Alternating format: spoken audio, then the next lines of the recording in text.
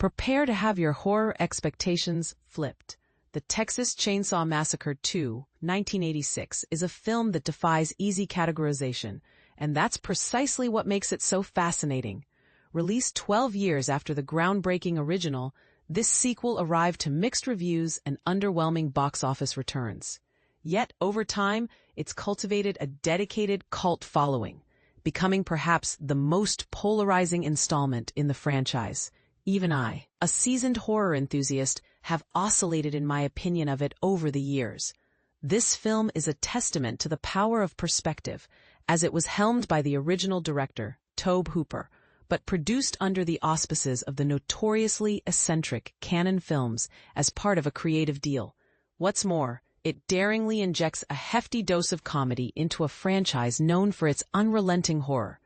A move that was anything but subtle. While we've previously delved into the behind-the-scenes chaos, https://www.joblo.com/The Texas Chainsaw Massacre 2 1986, let's now explore what makes this on-screen experience so uniquely compelling as we revisit the Texas Chainsaw Massacre 2, or, as I like to call it, the Horror Breakfast Club. To truly appreciate this film, a bit of historical context is essential. Tobe Hooper was initially slated to serve only as a producer at the end of his 3-movie deal with Cannon Films, but the studio couldn't afford a director he deemed suitable for the project. This deal also gave us gems like Life Force, 1985, and The Invaders from Mars remake, 1986. While Hooper will forever be associated with the first 2 Texas Chainsaw films and Poltergeist, his career is dotted with these delightful one-offs that are well worth exploring. Notably, this film also launched Bill Moseley into the horror stratosphere after he showed Hooper a short film parody, earning him the iconic role of Chop Top. Thank you indeed, Chop Top. The film's approach is straightforward. A sequel announced in the opening crawl, though the absence of John Larroquette's narration is a missed opportunity that follows the Sawyer family's relentless killing spree. However, what neither the studio nor 1986 audiences anticipated was a black comedy instead of the heart-pounding horror of its predecessor.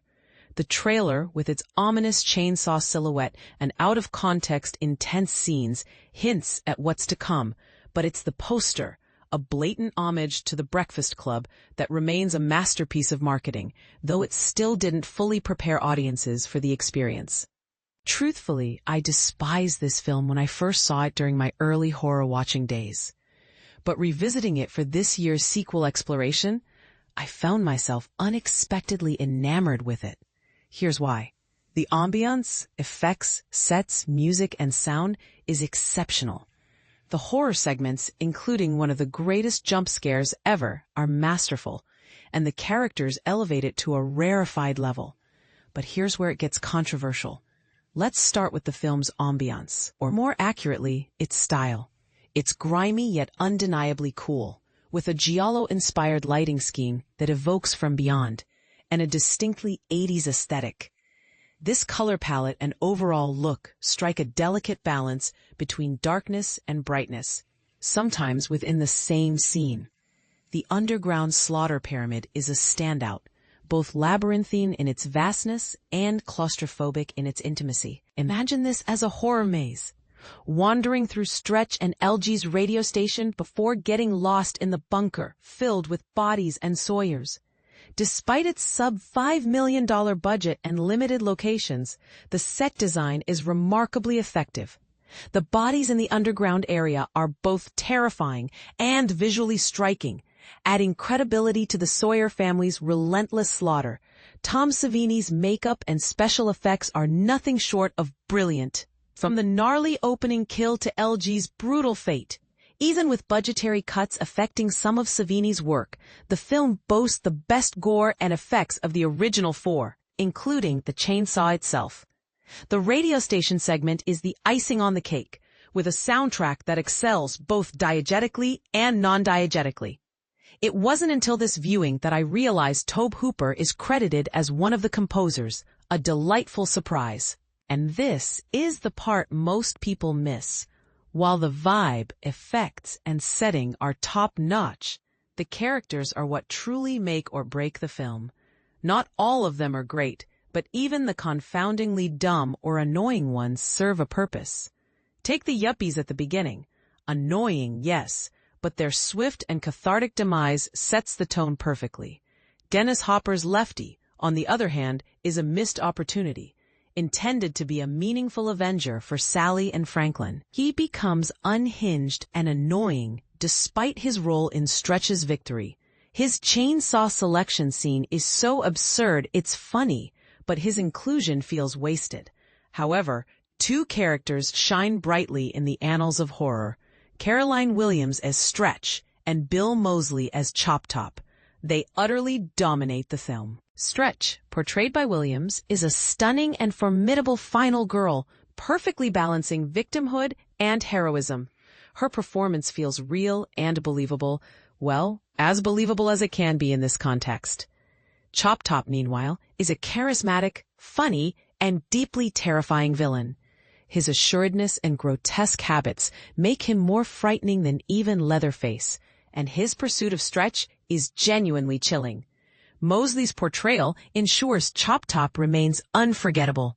Even though the character never returned, the horror elements are undeniably present thanks to screenwriter L.M. Kit Carson's pitch-perfect black comedy. While the film isn't consistently scary, when the horror hits, it hits hard. The opening set piece, with its sinister truck and Frankenstein-stitched body, is horrifying. The chases involving Stretch, Leatherface, and Chop Top are tense, but the radio station scene is a masterclass in tension.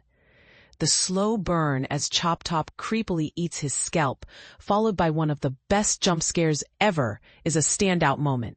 It's earned, not a cheap scare, and ranks alongside The Exorcist III in its effectiveness.